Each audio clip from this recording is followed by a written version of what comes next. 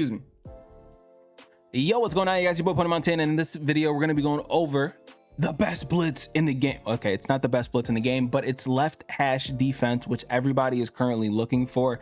Everybody's looking for a left hash blitz that is just as easy to set up as the FS zone blitz. I posted a video on the FS zone blitz. It's one of the best blitzes in the game, and you guys should take a look at it. It's literally one of the best. In this video, we're going over a blitz that's going to complement that blitz very nicely, because we're going to be sending it off of the opposite side. Now, before I get into it, if you guys are new to the channel, do not forget to hit that subscribe button, like the video, and comment down below if you guys never want to miss an upload. And if you guys got nothing to say, just comment FTA, stands for the algorithm, and it helps push these videos to more and more people. Now, if you guys did not watch the previous blitz video and don't know where to find the playbook that we're going to be talking about today, we're going to be talking about Dollar, aka Dime32, and you can find it in these playbooks here. Take a screenshot.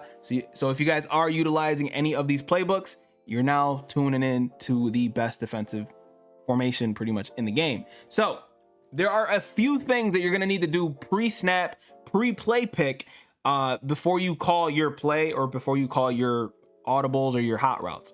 And that is, you're going to want to set your audibles. These are my audibles currently for this play specifically, for this formation specifically: cover 3 cloud, edge blitz 3, cover 4 palms, and SS zone blitz. As you can see, we have 2 blitzes, one that's going to be coming from the right side and one that's going to be coming from the left side. Now, the reason why this is so important is because when you're running a full defense, you're going to need pressure off of both sides to confuse your opponent from time to time. And it's just going to make their life very, very difficult. So the play that we're going to be looking at specifically is going to be that edge blitz 3. And what you guys are going to want to do for your coaching adjustments, you're going to want to set your auto flip to off, and then you're going to want to set your auto alignment set to base. All this other stuff, that's up to you. I currently like to have my zone drops, my flats set to 10, and that's pretty much it, unless the situation in game changes, and then we'll start to change this obviously to better accommodate what it is that we're trying to do. Now, in this video specifically, the reason why I mentioned setting up your audibles is because we're going to be coming out in double safety go every single time.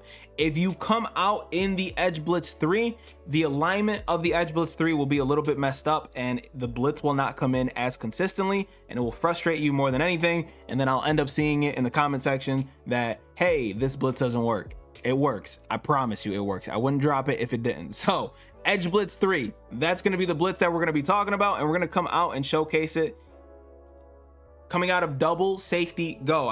That's like one of the most crucial steps that you guys need, is to make sure you're coming out in double safety go. The reason is because those safeties come down, and then you're going to go ahead and audible into edge blitz 3. That's the only misalignment that happens, is this outside cornerback ends up going inside, and that's something that is a little bit annoying, but it's not anything that we can't handle. But the way that we set up the blitz, we're going to go over it twice, once for those of you guys who are intermediate players, and once for those of you guys who are brand new to the game and are looking for a nice little edge pressure. So we're going to go ahead and crash our D line to the left.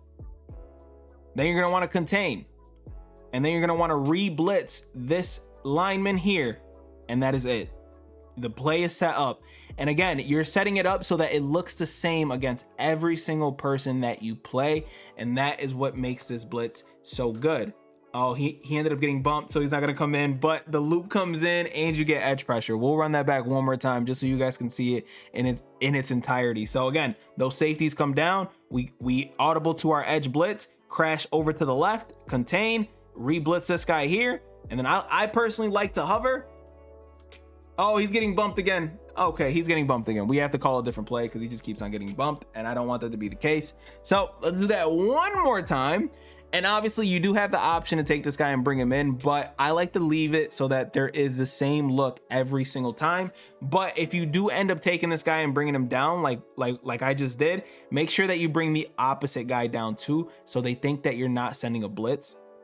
So they think that you're sending some kind of, some kind of coverage, and you're just putting them down low so that they end up doing their thing. But as you can see, they're looping, and then we end up getting that edge pressure. Now he still bumped him on the route, and obviously that's gonna change the timing of any blitz in the game. But when he doesn't bump him, this is gonna be the result. Boom, 5-man blitz every single time. And the reason why this is so important and the reason why this is so good is because if you guys know the blitz that's coming off of the right side, you guys know how important it is, how good that blitz is, and how frustrating it is for most competitive players to actually play against that blitz. So again, we're gonna hover, and as you can see, somebody is going to loop in. Off that left side, someone's gonna loop in, whether they're blocking the running back, does not matter the situation, somebody will loop in. And again, you're making it seem like you're sending nobody, like you're like, hey, they're on the left hash, so no blitz is gonna come in. But little do they know, you got left hash defense now. So when that left hash defense comes in, as you can see, loops in, boom, there's nothing they can do about it.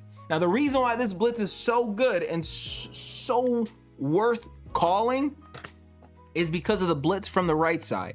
So for those of you guys who don't know, this SS zone blitz, this is how a lot of competitive players are calling it, just like this. The SS zone blitz is just as good, if not way better. It's way better, obviously. It's a 4-man blitz instead of a 3-man blitz. You can get it to come in with 4-man on that other blitz, on the edge blitz, but this is also something that you guys can call even if you're on the left hash. So even if you're on the left hash, you can still call the same play and get this left hash pressure instead of going ahead and forcing yourself to, look at this.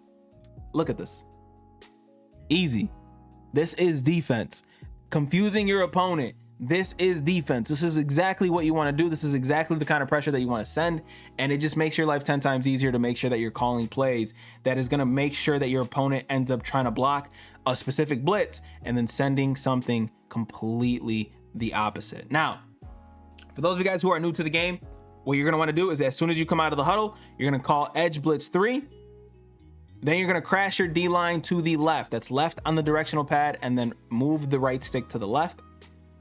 Then you're going to want to contain, which is R1 and then R1, or right bumper if you guys are on the Xbox. Then you're going to want to take this lineman here and blitz him. So you're going to go straight up to him, press X or A, and then move the right stick down, and that's it.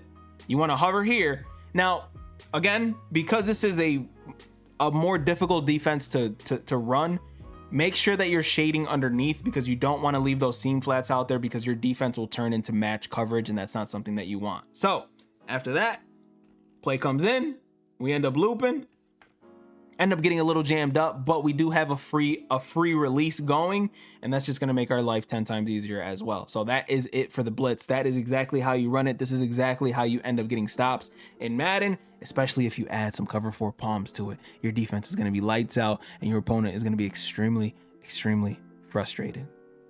Next video is going to be a full defensive guide where I'm going to show you guys exactly when to call plays like this, when to call plays like cover 3 cloud, and when to switch stick. This is the best blitz in Madden 25. Hit that like button, subscribe if you're new, and I'll see you guys in the next one. My name is Pwny Montana. As always, 2 fingers, deuces, and peace out, you guys.